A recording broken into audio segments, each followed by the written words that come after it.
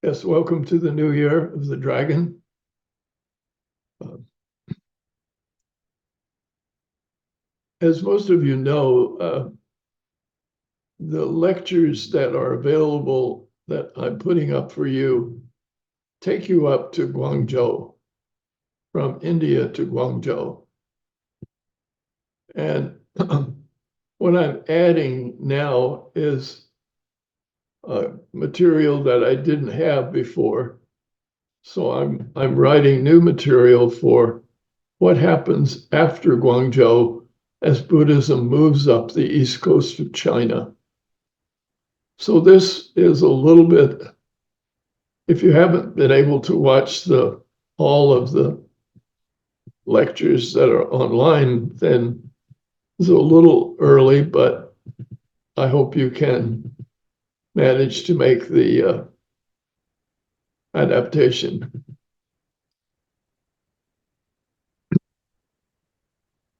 As I said, what you have in the little book I wrote and in the lectures, which you're going to see online, is the move of Buddhism from India through Southeast Asia and then up to the entry point for the early Maritime Buddhism, which was Guangzhou. Um, it was necessary for them for the merchants to land there because this was the only place where you could enter China and have your goods accepted and go through customs. The Chinese limited the control of the maritime world by putting in this restriction where you had to go to Guangzhou in order to get your goods into China. It was, if you will, the only place for immigration entry. As you can see, Guangzhou is actually basically part of a river system. It's far inland, if you will, from the coast. And that's why when the British came and started colonizing, they moved their embassies and all their activities to what present day Hong Kong Island, which was right out on the coast. I think that people felt somewhat secure to move into up as far as Guangzhou. The ocean was, of course, beset with weather problems. Also, there was no government patrols. There's no policing at that time. So moving up through the Pearl River, because it was tidal, you can hardly call it a normal river, but it was a river. And oops. But the problem with Pearl River was that everybody along the route of the Pearl River knew exactly where the ships with all the goods were coming. And it was an open invitation to piracy. And pirates began to develop all along the Pearl River route. What you see here is a painting of a government ship attacking the pirates. Now, the issues which you see in this painting is that it was one of the longest paintings probably ever painted. It's 30 feet long. And this scroll was almost never seen by the public because how could you display it? It was intended that you would sit down with the scroll and you would go through the whole scroll and take the trip up the Pearl River and see everything there was to see of the Pearl River until you got to Guangzhou. It's a beautiful painting. When Jeffrey Shaw and Sarah Kinderdine digitized it, they also animated part of it. And they animated the pirates and the attack. And the children love it because one of the animations, which was shown in the original painting, was chopping the head off of the pirates if they were caught. And of course, children are somewhat bloodthirsty, so they liked seeing the heads being chopped off. But it was a dangerous route for merchants who tried to come and bring their wares all the way up the Pearl River to Guangzhou.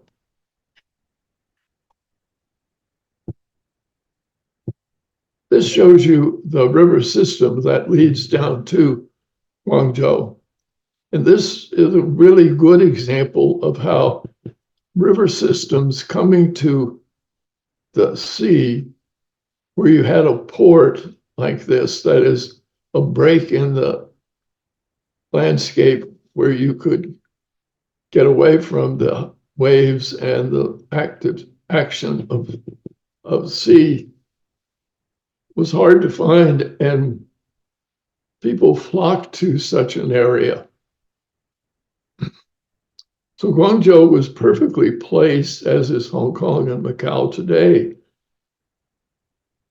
to receive all the goods that come down from Guangdong province and beyond and come out to the ocean through this form.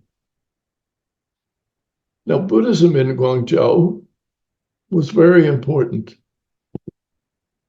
It was, of course, there with the merchants. Those who engaged in sea activity became very wealthy. And we see some beautiful temples being built in Guangzhou by these wealthy merchants who made their money from sea trade. This is one of them, one of the most famous of them. Still today, one of the popular tourist attractions of Guangzhou. But it didn't hold on to its supremacy as the only place to come in, the only place with permission to admit goods and people. Xiamen, Old Amoy up the coast, also was a very beautiful port.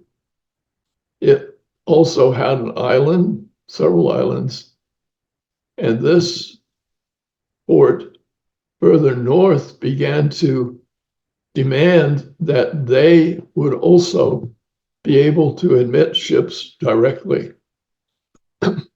You can see why perhaps the ships preferred to bring their goods here. It was much shorter distance to the port than going all the way up the Pearl River to Guangzhou. They just pulled into the port. Xiamen was a Buddhist site of some significance. It was here at Xiamen, in many ways, that the Zen Chan tradition began to take hold in China. It was a center of support for the whole Buddhist tradition in South China. And the Xiamen merchants because of their wealth, their extreme wealth even by our standards, could give Buddhism a boost that made it very important for them to support the merchants and to give Buddhism its opportunity to represent itself within the Chinese population. So we're moving up the coast. Basically, what we looked for and what the merchants looked for was this kind of port, preferably a river mouth, which ended in the ocean, where you could pull the ships away from the ocean currents into a still and quiet place to unload. That's all that the merchants ask.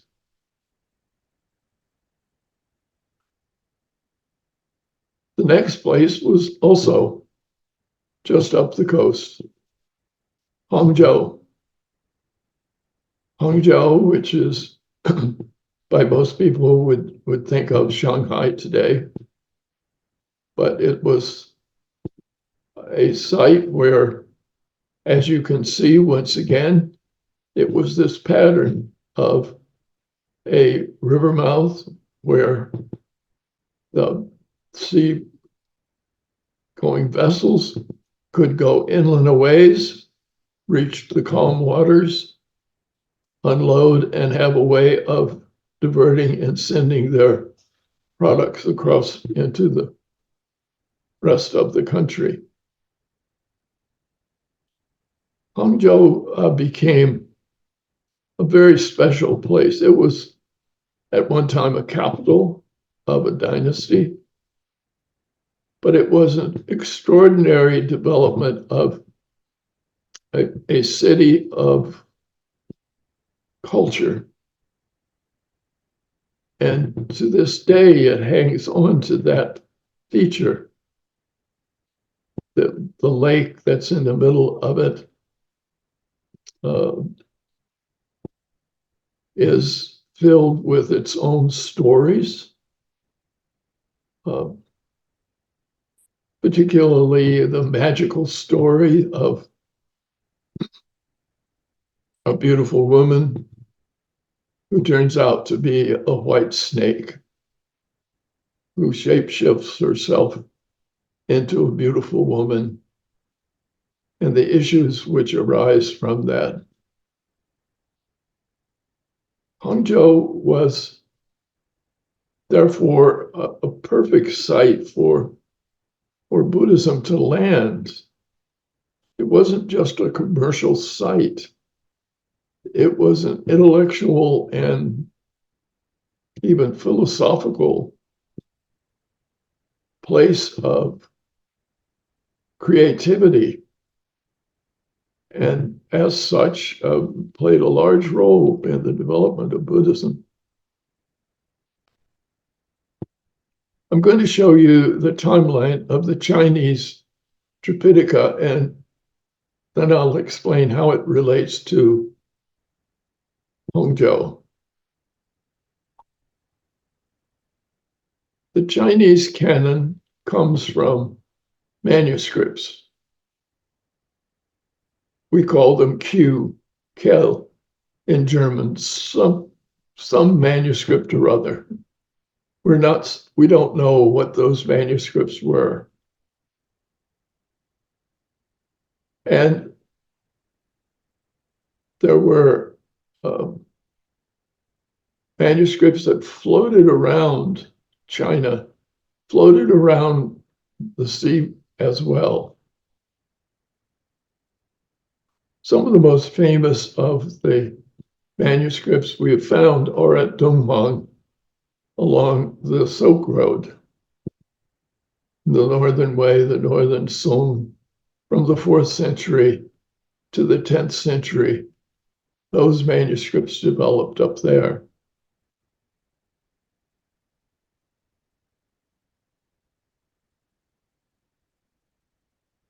In the Song, people began to collect and catalog the Buddhist canon.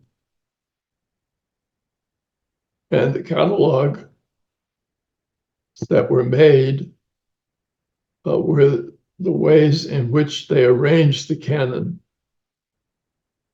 The Buddhist canon was made by librarians, and the librarians collected Buddhist texts in their libraries. And so what we find in the arrangement of the canon is just material that was laid out on library shelves. So the Chinese began to make carvings, and the carvings were many. And they were copies of manuscripts, copies of previous block prints. The Shishi became very famous because it produced the Jisha canon.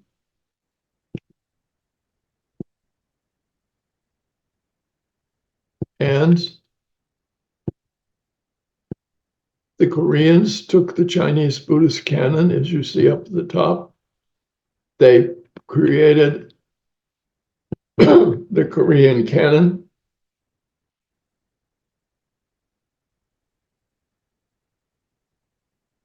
In Japan, one of the oldest canons that we find is in the Imperial Archive of the Emperor of Japan.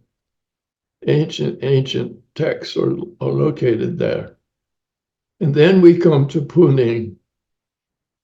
Puning was carved in Hangzhou.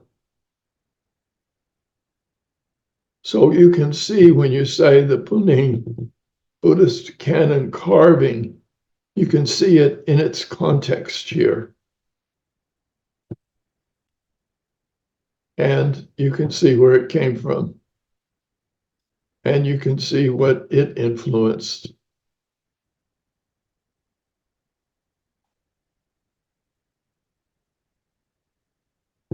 And so it goes. This slide, when you look at it, you can, I won't go through the rest of it except just to show you all the versions of the Chinese complete Buddhist canon carved onto printing blocks and then finally put into publication and printed. But the fact that the Puning was done in Hangzhou, as you can see, was a very significant moment in Chinese Buddhist history. From Hangzhou, the Chinese, in a sense, built a river north for almost 2,000 miles. It wasn't a river, it was a canal. It's mostly still there. Not all of it is used today. But it became in a sense, they were simply trying to move trade from the seacoast inland. And the Grand Canal simply created a new coastline for China, in one sense. Now, an interesting thing about Buddhism and the Grand Canal is that the main trade was between Japanese merchants and Chinese. The problem was they couldn't speak to each other because of language issues. And the question was, who would translate on the Grand Canal between the Chinese and the Japanese? Well, it was Koreans. Koreans came and settled along the Grand Canal and became the translators for the passage of not only commerce, but culture all along the Grand Canal. They built temples. The Grand Canal was lined with Buddhist temples, but they were primarily Korean Buddhist temples, not Chinese, because it was the Koreans who had making money from being the translators and carrying on trade themselves. During the Cultural Revolution, most of the Korean monastery buildings that existed along the Grand Canal were removed. They're all gone for the most part. So as you go up the Grand Canal for a while, you could see a gap. And often that gap was a Korean Buddhist monastery that had been torn down because it was the old-fashioned and not the current ones. So the Grand Canal has a long history. Some people have asked, was it really possible? Because to do what they say it did, that is, the basic need was to carry rice to the north where they didn't grow rice. So the main trade along the canal was rice. Could they carry enough rice in their boats to feed everybody who wanted rice? That's an argument among scholars. But I think you can see if you make these long strings of boats that are pulled together, you could move a lot of rice up and down this canal, and they did. So the Grand Canal, in a sense, preempted what I've been describing to you. Instead of going along the coastline from one good harbor to the next, the Grand Canal just simply skipped the seacoast altogether and had the trade, the rice being sent directly to the north.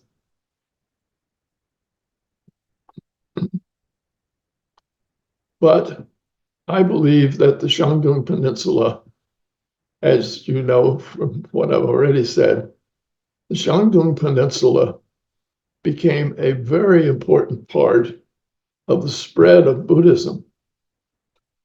That as the trade moved to the north, then they did run into harbors and landing spots all along the Shandong Peninsula. In fact, we have a number of stories of Buddhist pilgrims who had the shocking experience of being caught in a storm which blew them right by Hangzhou. And when they came out of the storm, like in one case, they had to unload some sailors in a boat. They went ashore and said, "Where are we?" They had no idea where they were. And they were told, "You're on the Shandong Peninsula." So the Shandong Peninsula became a crucial part of the travel along the coastline if you didn't want to take the Grand Canal. One of the nice and interesting things for Buddhism is that the Shandong Peninsula is very near Korea. From the tip of the Shandong Peninsula over to the Baekje Empire, which was along the west coast of what's now South Korea, was only 180 miles. It was 2 or 3 days sailing to get over there. So that it's always seemed to me that we ought to look carefully at Shandong if we wanted to see what was being transmitted to the Pekche. Now, ships did come along the coastline, and some of those ships came from Hangzhou or the Shanghai area and landed down in the most southwest corner, where you can see it would be the first place you would hit as you came north for Korea. And those ships eventually brought Buddhism to Southwest Korea. And the Buddhism which they brought to Southwest Korea came from potters, ceramics, because near Shanghai are huge clay deposits. And it's where porcelain and other high fire ceramic processes were developed for the world, was among those many, many kilns that lined the clay deposit near Shanghai. When the Song Dynasty came into existence, the potters feared for their lives and they fled. And they followed the route of Buddhists. Because they were Buddhists, they followed the route that Buddhism had taken. Some of them went to Thailand and formed the ceramic industry of Thailand, which is still there. Others followed the route of Buddhists who had gone to Korea, and they wound up in Southwest Korea. And they felt so lucky because when they got there, lo and behold, the clay in Southwest Korea was the same as the clay they had left behind. And that geologically is true. Geologically, they didn't know as they went from Shanghai up to Southwest Korea that underneath them in the earth was this geological formation that allowed the same kind of soil composition and it carried it all the way up to Korea. So the Koreans could make celadon. You can only make celadon if you have a special clay that fires, that can allow you to have the coloration of celadon. And lo and behold, they discovered they were Buddhist. The fact that they knew they could go to Korea and find other Buddhists is an indication of how important sea trade was for the spread of Buddhism. Now, the Shandong Peninsula and the Pekche dynasty. Pekche was an ancient dynasty for Korea. They had beautiful artwork, as you can see from their crowns. And if you go across from the Shandong Peninsula to Incheon, which is the northernmost part of the Pekche, you run into mudflats. If you ever fly from Seoul Airport today, it's in Incheon. And as you go, some days the tide is out and all you see from the highway are mudflats. And other times you go and the tide is in and it looks like you're right in the middle of the ocean. It's just covered. But because of these tidal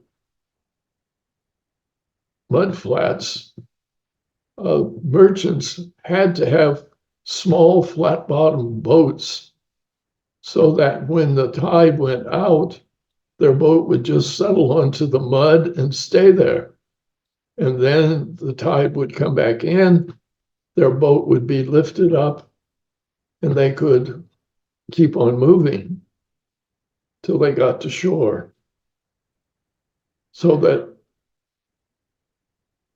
the way in which nature provides an area indicates how people sail, make boats, trade. So when I began to try to study, I came across this work of art, The Pensive Prince. It's something which I was taught when I first started learning about Korea and Japan.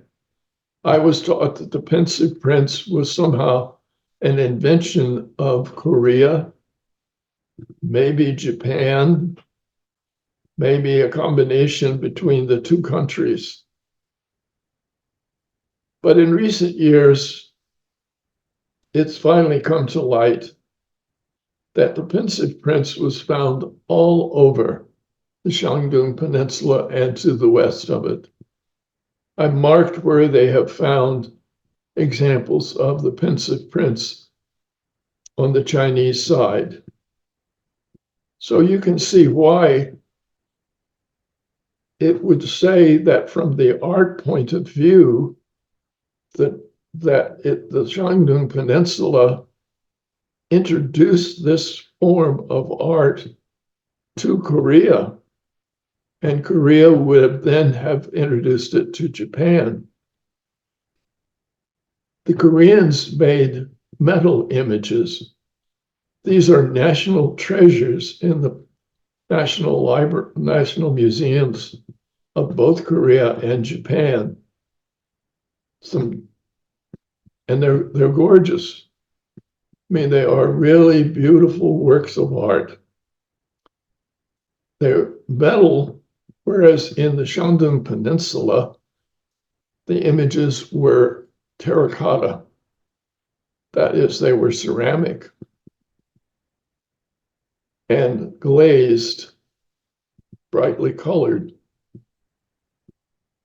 So through art, we are led to believe that the Buddhist, at least from the perspective of this concept of the Pensive Prince, came from the Shandong Peninsula to Pekche. This idea of the Pensive Prince was spread there, and from there it spread to Japan. In Japan, there is a beautiful, beautiful Pensive Prince, which they say is Maitreya. That Maitreya was the Pensive Prince, the future Buddha, that is. And this one is carved out of wood.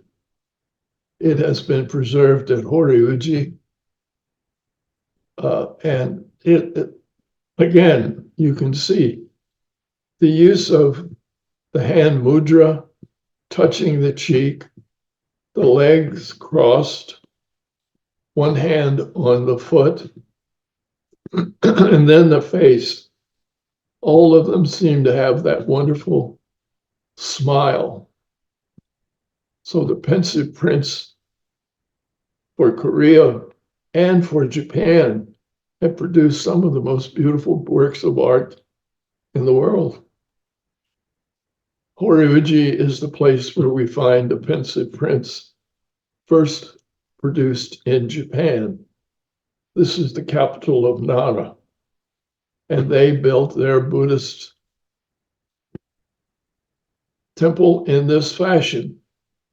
First, they had a stupa, which was in the form of a pagoda for the relics of the Buddha or anybody else. And next to it, they had the building for the sutras, for the books, for the texts of Buddhism, so that we can see how important texts were the copies being made, because what happened with technology is that, first of all, the Indians had to acquire writing. Once they acquired writing, they had to figure out what to write on. But when it got into China, the Chinese converted writing into printing and used reverse printing and could make multiple copies that were identical. And this became crucial for Buddhism, which was a textual tradition and was being spread by these texts that were being printed. So the print technology is represented in Japan in this square building, where a whole building was devoted basically to a library. There are many crowns, beautiful crowns. These are all from the various Korean dynasties. You will notice that they have many dangles. They have jade half commas or comma shaped. And when we look at the crowns as a part of the artwork, we are also led to see that the tradition and the cultures were being spread. Some of the most magnificent of the crowns are the Shilla dynasty crowns of Korea. These were found in a tomb. They have reconstructed because they had been smashed flat over time by the falling of the tomb into as it always happens. Look at the dangles, look at the little commas of jade that hang from this crown. They're really, really gorgeous. I would say some of the most interesting and beautiful headgears I've ever seen. Now, one of the things that came upon me at one time, and I still haven't figured out what to do or how to explain it. The Kushan Empire, as you see, was located over in the north of India, and it had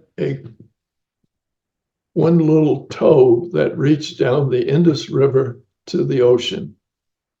So they had ocean contact.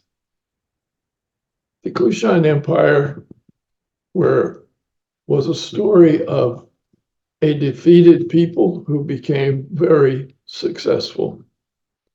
They had once been all the way in northeast China, and they were driven all the way to the west, and finally down to the Indian border. But they must have learned a lot by being chased. And here they are. When I went to see, at the time when you could still go to the museum there was a Kushan crown. And I looked at that crown and I said, but that's just like what the Koreans make. It is the dangles, the gold. And I still don't know what did this originate with the Kushans? Very possible. Did it travel from the Kushan Empire by the Silk Road? Or did it go by sea? Many things came out of the Kushan Empire and traveled all the way to Guangzhou by sea.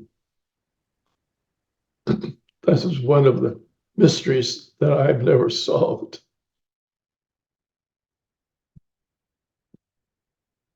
So that's look at tracing Buddhism just up the coastline of China.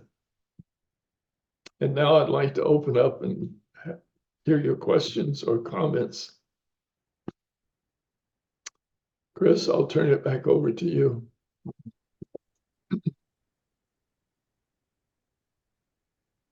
Sure. Reverend, please.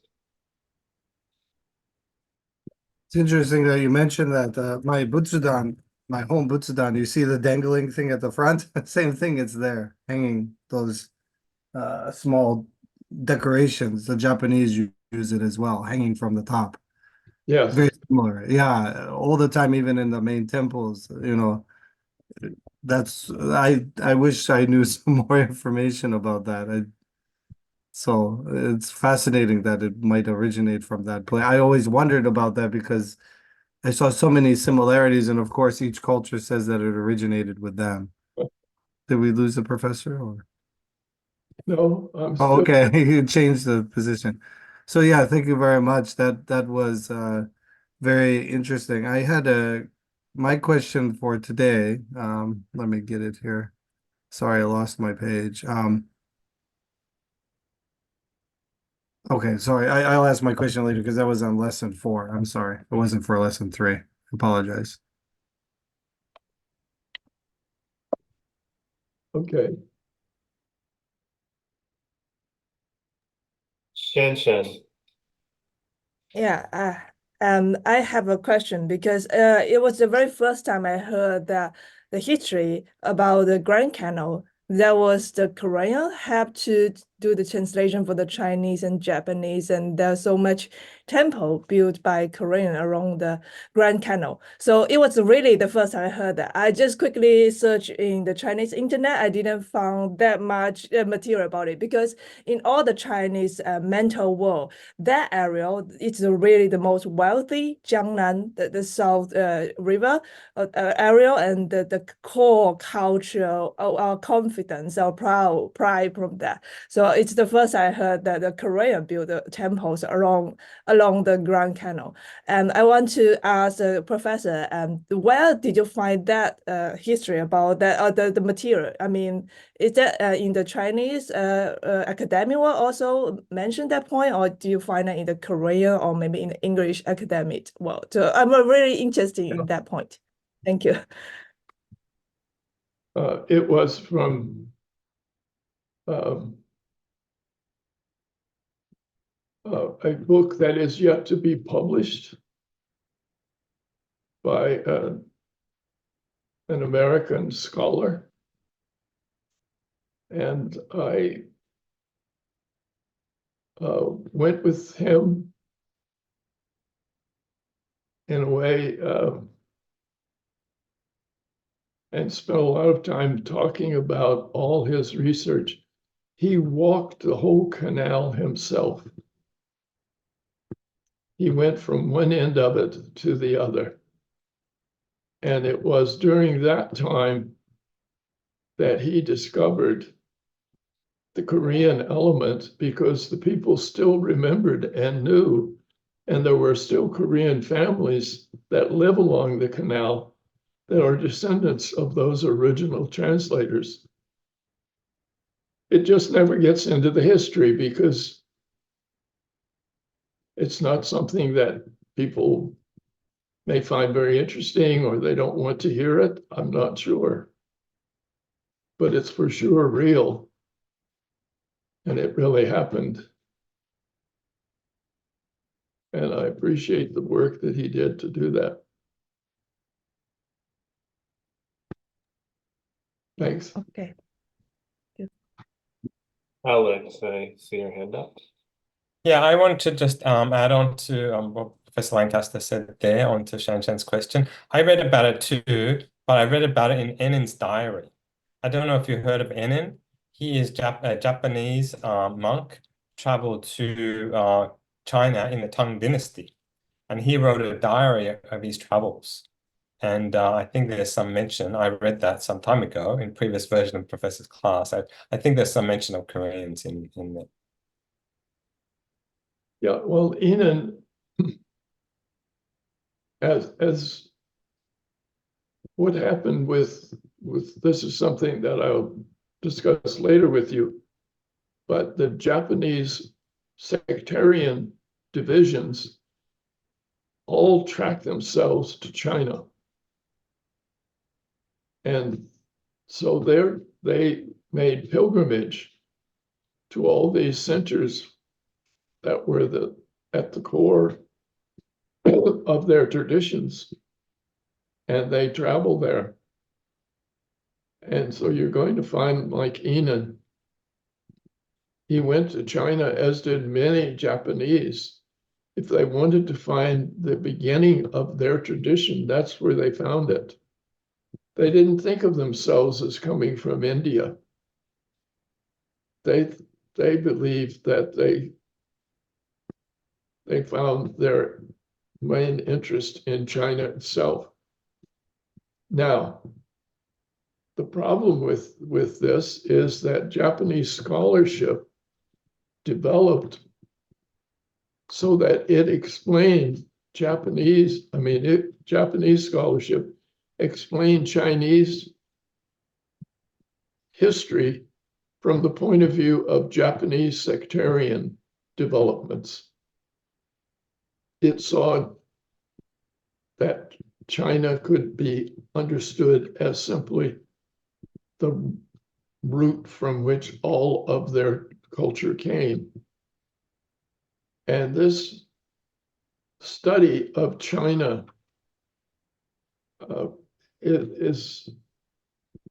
puts a vision of Chinese Buddhism which just doesn't work. The Chinese didn't practice their religion in order to become the root for a Japanese sectarian movement. They had their own culture. They had their own reasons for establishing their schools.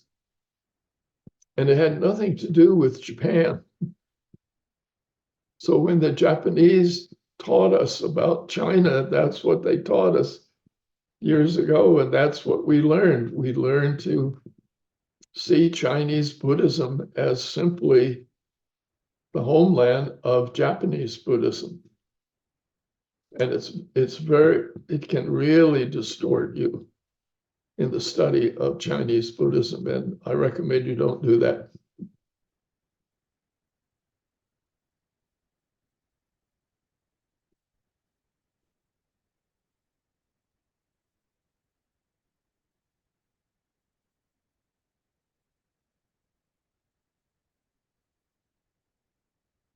Yes.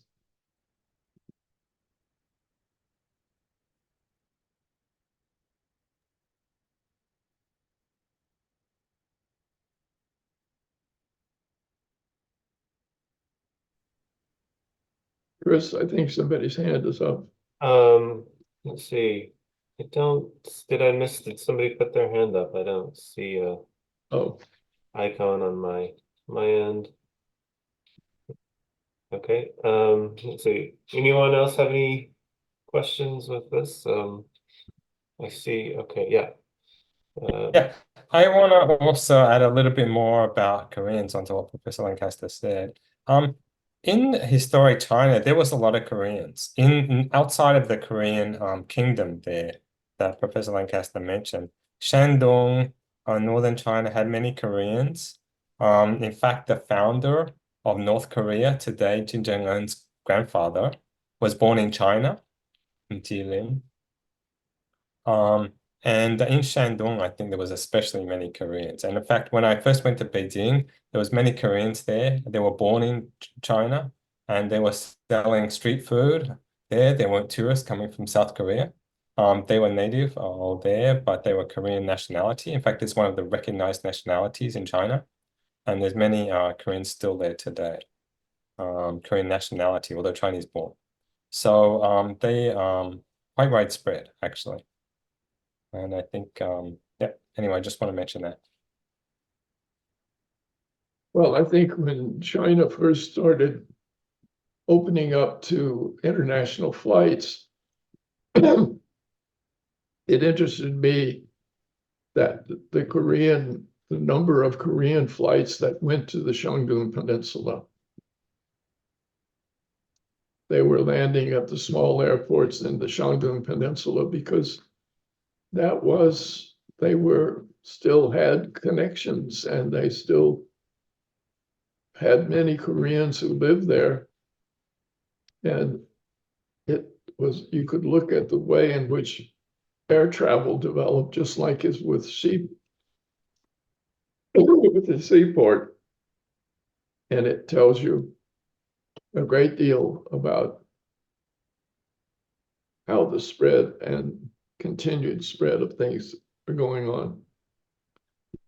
Thank you, Alex.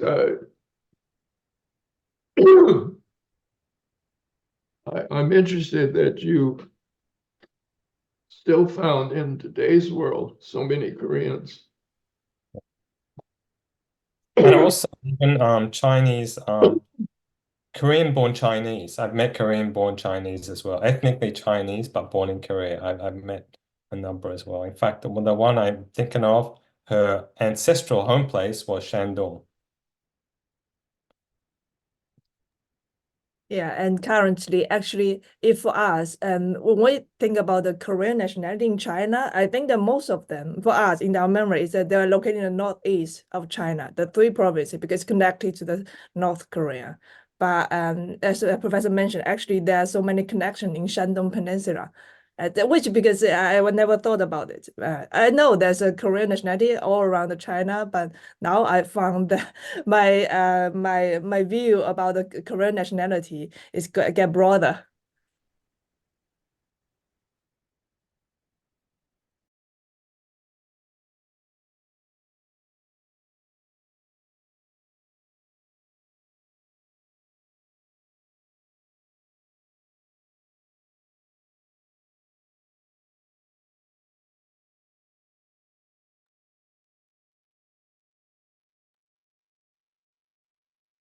Well, you of course find places in China where Korean is the language of the province, not Chinese, like the Jilin province. So, yeah, we need to look very carefully at that development. Thank you, both of you, for your comments. Okay, Reverend Kanjin, your question. Yes, I'm glad you brought up that thing about the influence of Japanese, how do you say, traditions on the discovery and understanding of Chinese Buddhism. That was very well said. My question is with the Shandong province and the Great Canal, I think it was, in the relationship, Mount Tiantai is near there, is it not? Is it more by because it says it's near Shandong, but is it past the Grand Canal or is it before the Grand Canal, Mount Tiantai? It's a little farther to the west than what we were talking about today. It's not in the Okay, peninsula. so much more west. Okay, much more inland. Okay, that's what I wanted to know. We touched on. Yeah, thank you. However, all that area has its own history. It's a rich history, and Buddhism shows itself in all kinds of ways. We have never had a full study of what Buddhism looked like in all these areas. Never.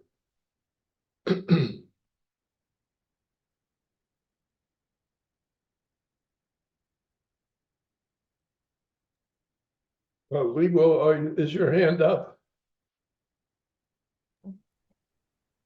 Yes, Professor. During this history, I consider some more details. I see that there are some spread of material Bodhisattva between different countries, between Korea and China.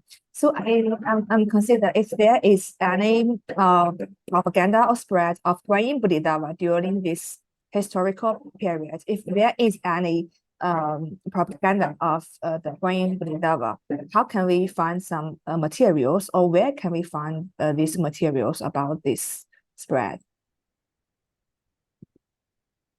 Well, the material in China is just enormous. And it's coming to the fore.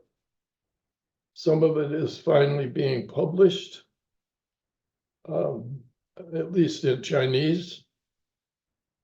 And we need to have people with Chinese who are willing to look at that data and introduce us to it. It's amazing what is being discovered. And if you do a Google Scholar search, you will find how many things belong to the Chinese government project where they made a digital copy of all the PhD dissertations in China. They did encyclopedias. They had hundreds of people doing input 30 years ago, early on, so that the amount of digital data in China, I think today, is probably the equal of the digital data in English. And I laugh because when I first started working and dealing with the computer, people would say, it will just be in English. There's no way you can put Chinese characters into this machine. It won't know what to do with them. And of course, that's been proven to be such a false idea. Chinese lends itself very nicely to the computer. And the amount of Chinese data is just increasing exponentially every year. And unless we have some way to analyze, I hope that AI may allow us to do this. But who knows? Maybe Howie does, or Alex, but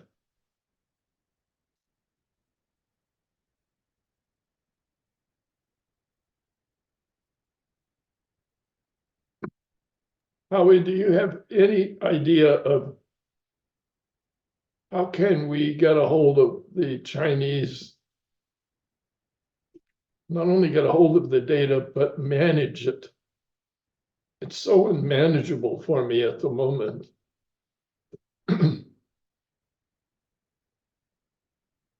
Well, the technology is still new, and many digital information, I assume, right, is become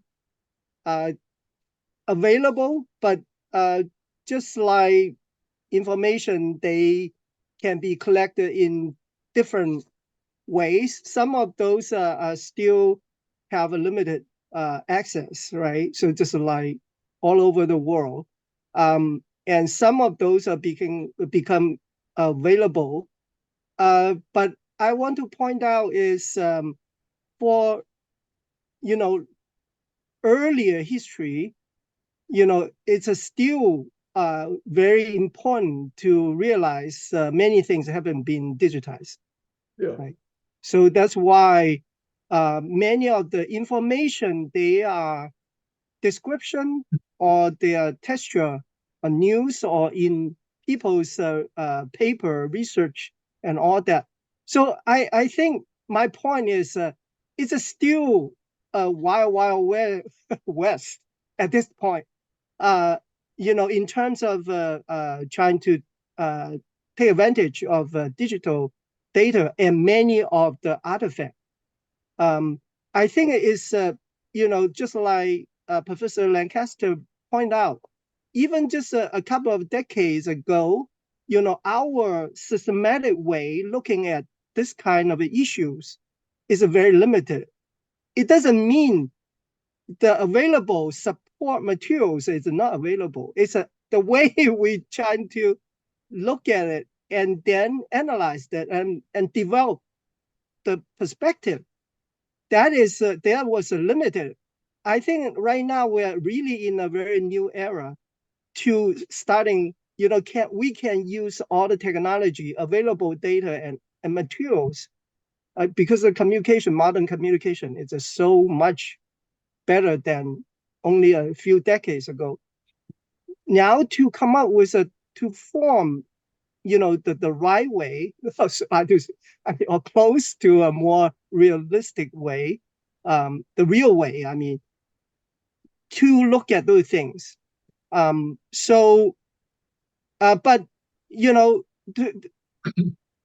to saying that, I'm just wondering, later probably in the course, I'm trying to just say, we need to get started early, then we can be benefit from the technology. But just to keep it in mind, that's a far, is more than right now we can put our, mind into it, right? So that's a good thing. What in a way is a good thing, and in a way is a more challenge for us. Yeah. Sorry, it's already too long. No, thank you very much, Howie.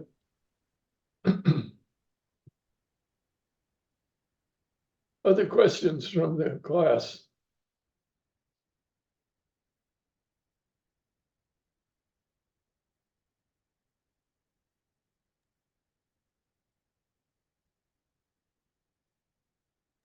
Howie. Yeah. Sorry, I just want to add a little bit. I don't want to make that too open-ended. My point is, I'll give an example. Many of the materials, for example, Shan mentioned it, the Korean temple, evidence, along the Grand Canyon. Those are already being scholars studied.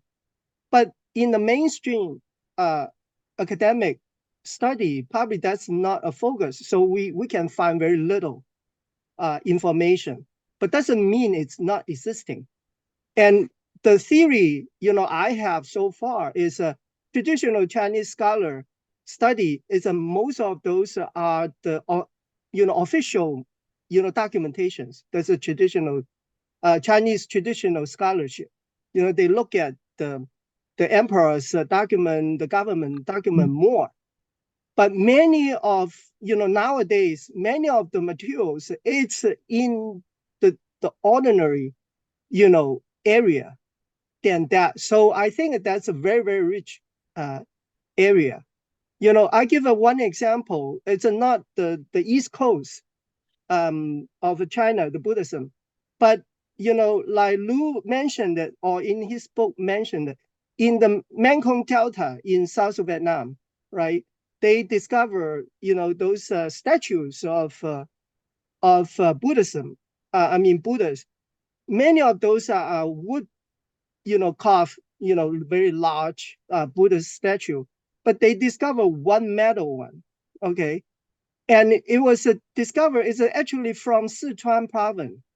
How can that particular one? Because this particular statue being studied by scholars or professors in Zhongshan University, the Zhongshan Xinjiang University in Guangzhou.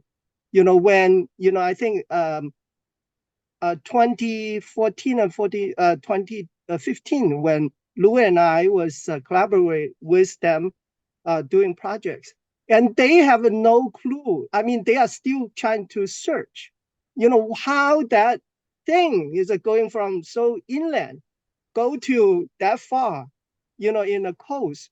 It turns out, the waterway is the Yangtze River, of course, right? All the port, Lu already mentioned it. Hangzhou is just a little bit south to the river mouth of Yangtze River. I mean, of Shanghai is at that Sure. part. And many of the Buddhism, including Tiantai, earlier there's a question about it. It's actually in that area. Okay, so it's a very rich information there. It's already widely available. So it's for us, we can gather. So to come back to that particular story, is that one, it must be being traded, go all the way through the maritime sea route, go down, to Vietnam. Okay, because at that time, because that's a pretty early statue, actually around Tang Dynasty, I think, or early Song Dynasty. So it's more likely is go through the water route instead of a land route, from North Vietnam go down, because at that time those are two different, kingdoms at the time. Yeah. Well, the trade that went through Vietnam, one of the biggest things they traded were horses from Western China that were carried by ship through Vietnam to the East Shore. So we don't yet know how people really traveled and moved things about so well. You're quite right, Howie. We're just now beginning to learn.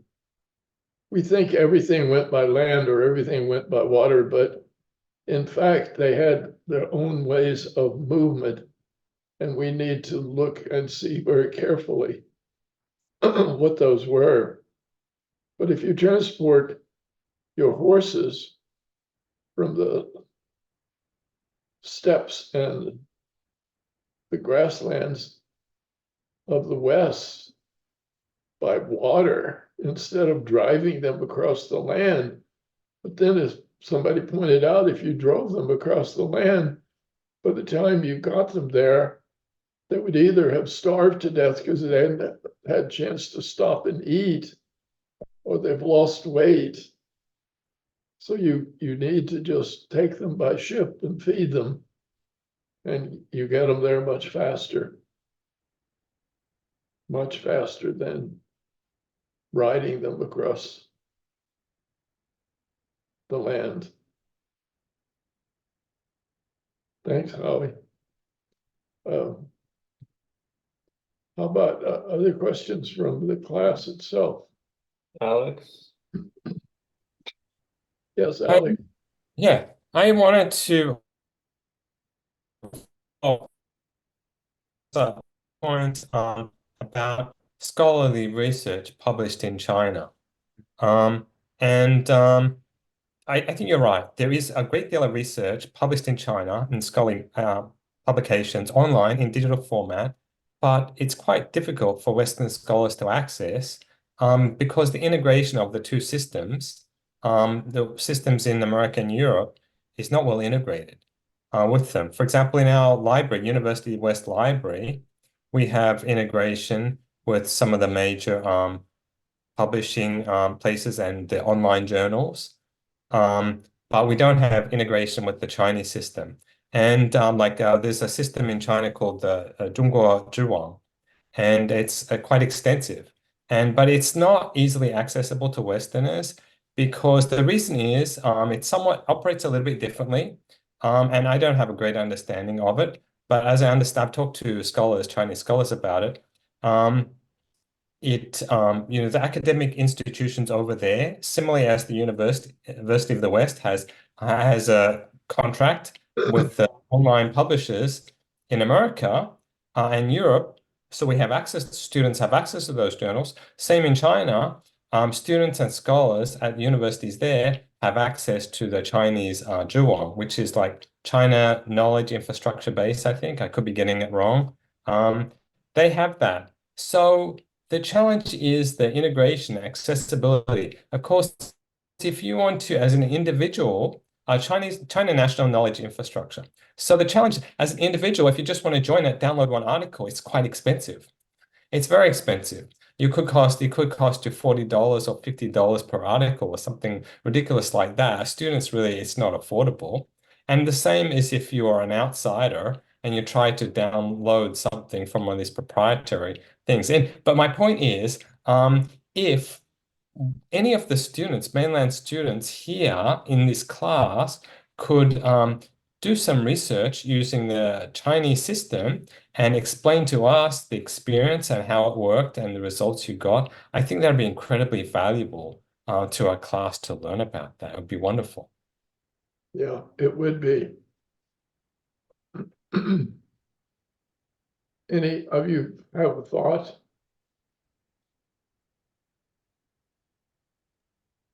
I think that Alex mentioned the zhiwang. So we all know that it's really expensive, but if for the student. But I'm not sure because I'm no longer a university student anymore. It seems that if you are a university student, you have some free access to that resources.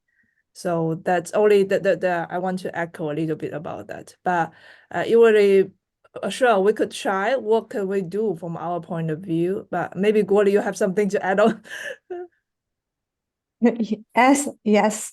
I have a Zhiwang account, so I can download many materials. If you need, I can send it to you. But it is Chinese. Yeah, most the articles in the Zhiwang is Chinese. It's written in Chinese. And in China, there is another very important resources. I think it is CSSCI. Yes. Many articles of CSSCI. I think it's in Western it is SSCI, but in China it is CSSCI. It's very interesting. Yes. So the articles that can be included in CSSCI is very important because this means that this article is very well. But not all the articles in Zhiwang can be included in the in CSSCI. So if you want some articles from China of Zhiwang or of SSCI, I can send it to you. I can download that. Thank you so Thank much. you so much. Yeah.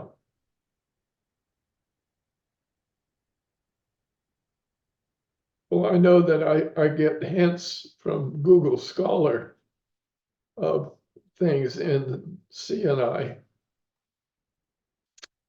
but then I can't access the article itself. I just get the title and some sentence about what's in it. Very teaser, it's a teaser. But I see the topics which are being covered. And I realize that I've just never had a chance to read or to study any of that. I freely admit it to you. So I look forward to hearing from you.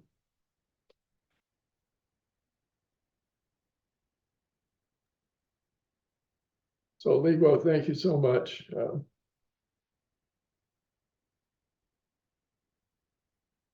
And Chris, you might help if somebody wants to ask Ligo to look up something for them. You could help pass them on. Yeah, absolutely. Just get in contact with me any time, and I'll help pass along messages. And you can see Leah's posted a couple emails, so you can get in touch with her directly as well. Just check your chat window. Shen. Yeah, I just want to share some interesting knowledge I have learned recently. I didn't think about question about that because it's really interesting because at that time we don't have so clear there's so clear national knowledge like today. Like I'm from China and you're from America. Actually, the people they have blur the knowledge about the nations. And I learned that if some merchants or some pirates, I just mentioned the kids like the animation that the pirates get heads chopped off, so something like that. Actually, there are some people, they are from China, and if they could play the role like pirate, they can went to Japan or Korea, and then if they got some recognized or they got the mission from the Japanese or Korean government, they could play the role like the missions back to the Tang Dynasty of China, and they could play a role another like they're from the Korea or the Japan, and they could go also the position in China. So I found that's really interesting. You know, you look back to the history. Actually, the people there, they don't like today. So I'm from Chinese, and you are Japanese, you are Korea. So I found that that's really interesting. I just want to share about that. I think maybe the pirate people, maybe some of them got really successful. They could get some the wealth and the good position in China or Japan or Korea. So I think that the merchants and the Silk Road, there's some very interesting little story behind that. So I already want to share about that. I didn't find much material about that, but I found that's very interesting. Good. Yeah, good.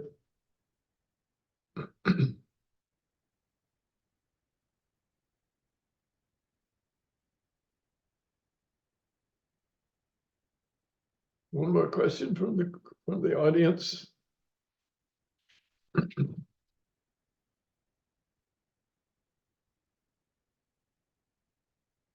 Well, I had a question which you sent in ahead of time.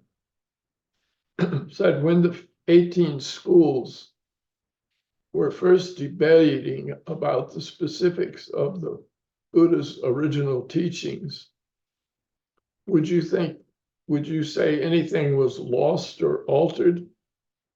Or was Buddhism primarily strengthened by the discourse? Did debate lessen once the Mahayana practice of creating manuscripts was incorporated? Buddhism has always debated. It still debates. And the debate takes place in a form which is not confronting, but nevertheless is a debate.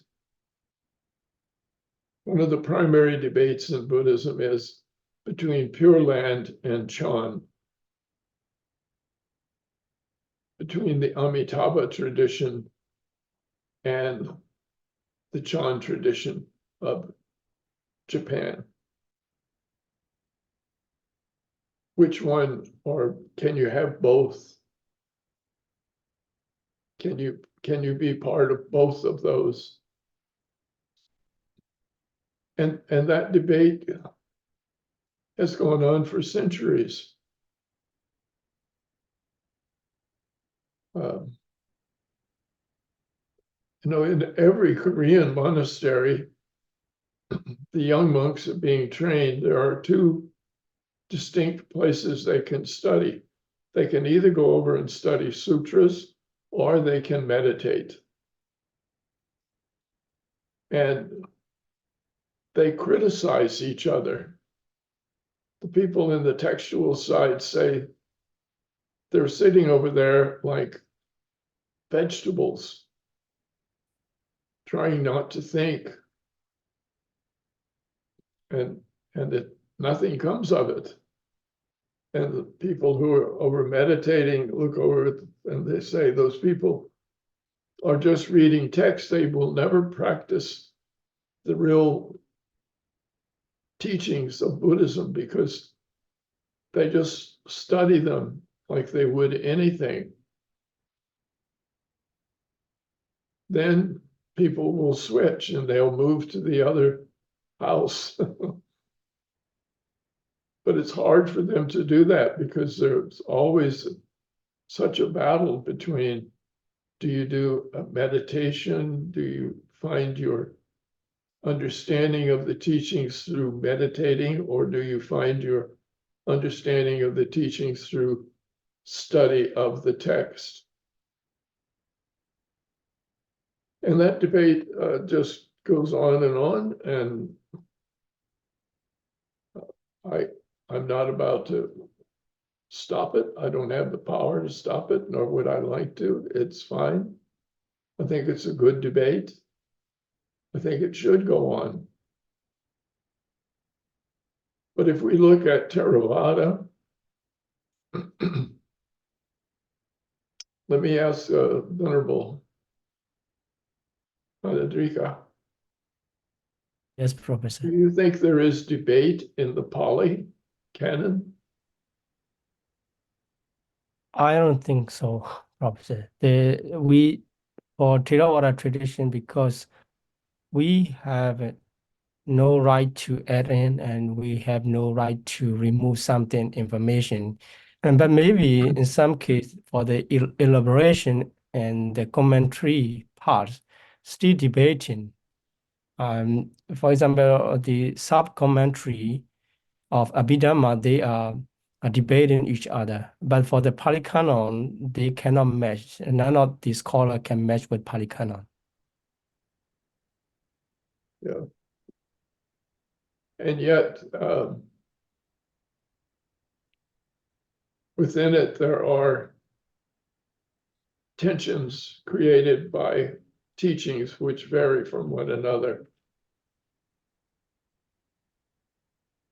I've just been working on, I wrote a preface to a book on Vasubandhu.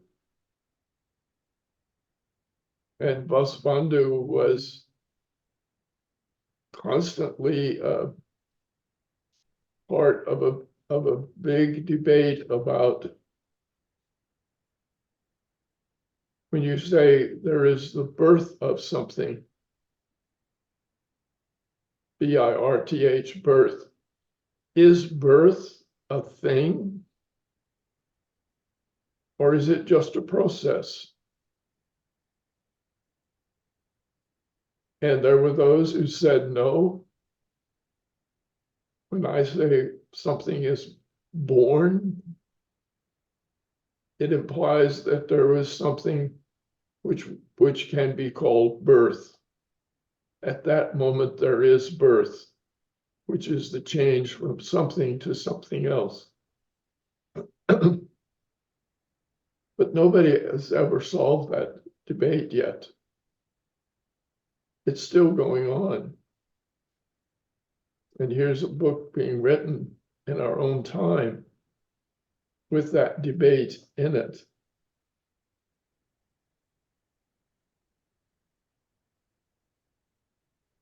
The Pali Theravada tradition did reform itself in the 14th and 15th centuries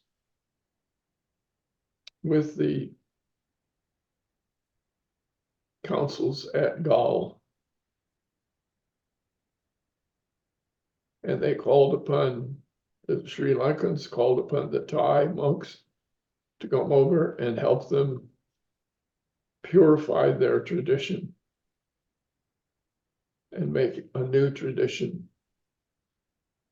Because they had been, many of them had been Mahayanist, and the Mahayana was removed, but that still left the Theravada to try to reform. And how do you reform a Theravada tradition in a place that has lost it, basically, as they had? So even there's a lot of debate. Do I think debate strengthens? Yes, I do. I think if you allow debate, then it says it means to me, if you've got a weak argument, the weak argument is going to be wiped out. It's only those people who have fought for their position and been able to withstand all the opposition to it who are able to have the stronger position. And I believe that's why Buddhism today they debated their tradition so many times that it's hard to find something which is irrational in Buddhism. So the Buddhists can talk to scientists. No problem for the Buddhist. Why is that? Because for most religions, it's very difficult to deal with science, because science at its core challenges the tradition. I believe it's because the Buddhists have always debated, and that means that whatever they say has to be something which people can generally accept. Well, our time is up. Thank you all very much for joining again tonight.